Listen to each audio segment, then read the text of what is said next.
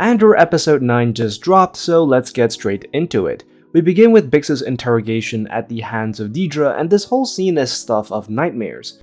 Bix is initially resistant to Dedra's questions, and we are then introduced to Doctor Gorst, who has a rather special way of torturing people, specifically using the dying screams of the natives on Dizon Fray, another new planet introduced by the show.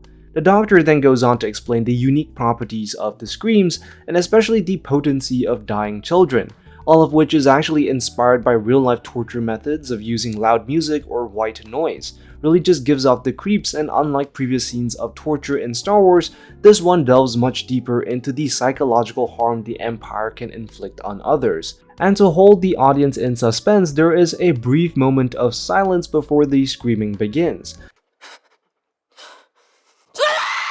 As the door closes, we get this shot, which is a one-for-one recreation of Princess Leia's torture scene.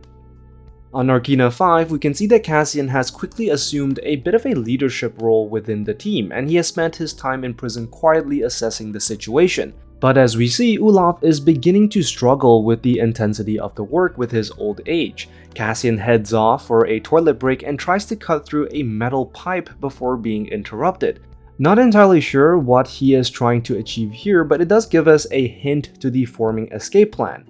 We also learn that a few other prisoners are in it as well, and this prisoner here goes by the name of Burnock, and we begin to see the formings of their escape plan, taking note that the upper deck and the lift doesn't have the capability to fry. Back on Ferrix, Bix ends up spilling the beans, and the ISB get one step closer to finding Andor. The ISB decide to keep Bix alive as the only person capable of identifying Luthen, and decide to hang Salman Pack, the man previously in charge of the radio station. The decision to hang Pack will probably lead to the riots we were briefly shown in the trailer, especially as resentment against the Empire builds. Mon Mothma gives a speech to the Senate, and we see lights flicker off as senators lose interest in her speech. Just a demonstration of the increasing power Palpatine has over the Senate. And we get the sense of the increasing redundancy of the Senate, a redundancy that will later escalate to the point where the Emperor dismisses the Senate entirely following the completion of the Death Star. The rebellion will continue to gain a support in the Imperial Senate. The Imperial Senate will no longer be of any concern to us. I have just received word that the Emperor has dissolved the Council permanently. The last remnants of the old Republic have been swept away. Mon Mothma's driver informs her that her cousin has arrived, who we later learn is Vel. And this might be another crucial misstep, as we do know that the driver is an ISB plant. So news of this could get back to the ISB, who might later reconnect the dots and trace the rebellion back to Mon Mothma. Back on Narkina 5, we get rumors of what might be happening on level 2, and a sudden power outage. As we learn later, everyone on level 2 was fried to death, and that could be the reason for the power outage shown here. The amount of electricity and power required to kill everyone on level 2 likely forced the Imperials to reroute the power from one level to another, causing a brief blackout. Mothma meets Vel, who has brought a gift for her daughter from Tassio Moon, again another new place introduced to Star Wars. Mothma then tries to go in for an embrace with Vel, but she only repeats the same line that Cinta gave her in the previous episode. The rebellion comes first. We take what's left. The struggle will always come first. We take what's left. Mothma tries to suss out what Vel is doing for Luthen, but Vel doesn't give anything away, and she reminds Mothma of her vow. Now in canon, not much is known about this vow, but in Legends a similar situation did occur in The Force Unleashed, in which rebel leaders gathered on Kashyyyk and took a vow symbolizing the birth of the rebellion. Cassian tries to convince Kino to give him some information, but Kino refuses, still believing that if he serves out his sentence, he will be able to get out of there, and Cassian keeps on asking. How many guards on each level? Which really is the final piece of information he needs to put together an escape plan. Back at the ISB headquarters, Dedra gives an update report and we hear the name Maya Pei. Maya Pei was first mentioned by Saw Gerrera, and according to him, Maya is a neo-Republican rebel who is fighting for the restoration of the Republic. Inspector Young points out Andor in the report, and we later learn that Dedra is trying to link him to Aldhani. That's when surprisingly Dedra's attendant steps in, which at first seems rather unimportant, but this could be drawing hints to his underlying ambitions to supplant Dedra herself, something that we will see again in a different scene. Also, take note of how interested Young appears to be, and if you've watched my previous video, you'll know that I have a theory on how he could be a rebel spy. I highly recommend you check it out later. So if he is indeed a rebel spy, then you can be sure that everything said in this room will be fed later to Luthen, intensifying the race to get to Andor first. On Narkina 5, we get confirmation that level 2 has been fried, and we get a great moment of Andy Serkis's acting where we can see doubt start to creep in about his conviction of quietly reserving his sentence. We see Cyril eating cereal again, and it got me wondering why they keep on showing him doing it. And him eating cereal perfectly encapsulates what a child he is, a child that is sort of lost in this big galaxy. He tries to imitate powerful institutions through the way he dresses, but ultimately he is still a naive child at heart, which is why we see him constantly eat cereal. We also learn that Cyril hates the fact that his mother constantly searches his room, which is such an ironic moment since he is so keen to work for the very same people who search other people's rooms all the time.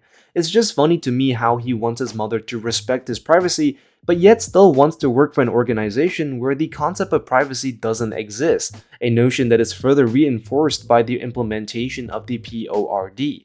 We see Mon Mothma having breakfast with her family and Vel, and her husband makes some really misogynistic comments, but what's really funny about this interaction is that her husband has no idea that Vel is into other women, a secret that Mon Mothma probably knows about.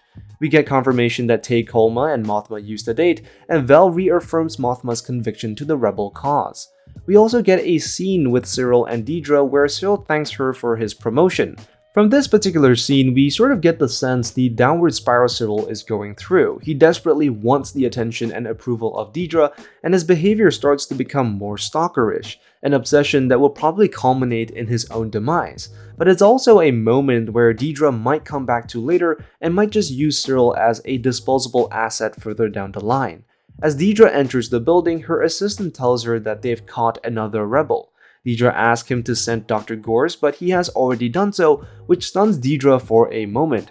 And while it might seem like the assistant is just being overzealous, it does seem to undermine Dedra's authority and highlight the assistant's bigger ambitions, which may come at the cost of Dedra's own. So look out for more of these political interactions in the future.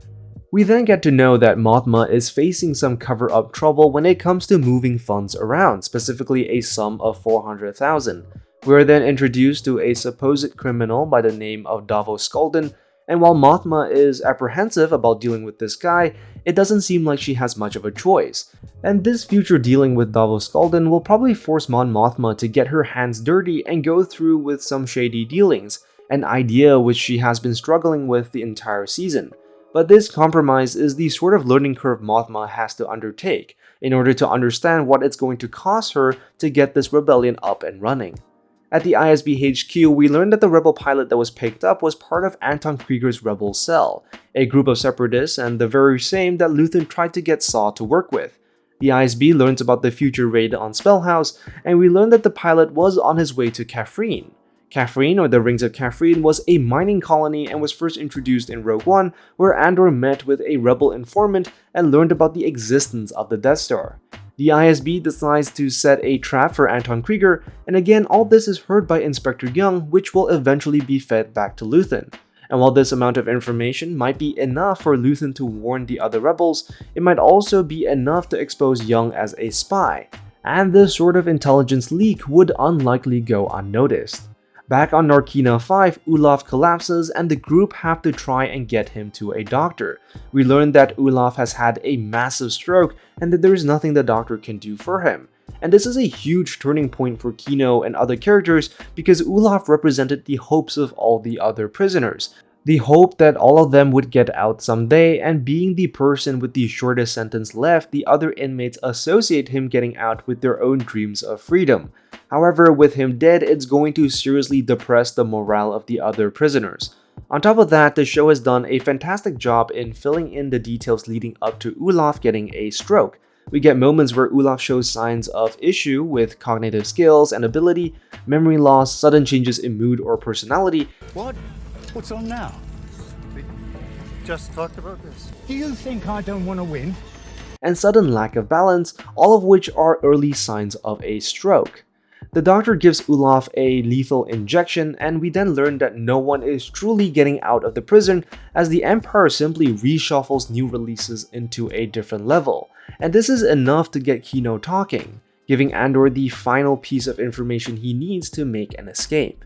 So that was the breakdown for episode 9 of Andor. There wasn't much in terms of Easter eggs and cameos, but I really enjoyed the episode simply because of how much more intense the Empire seems to be, especially when it comes to cracking down on the rebels. Well, that's all for this video. Be sure to like and subscribe, and I will see you in the next one. I am the Lost Acolyte, and I have spoken.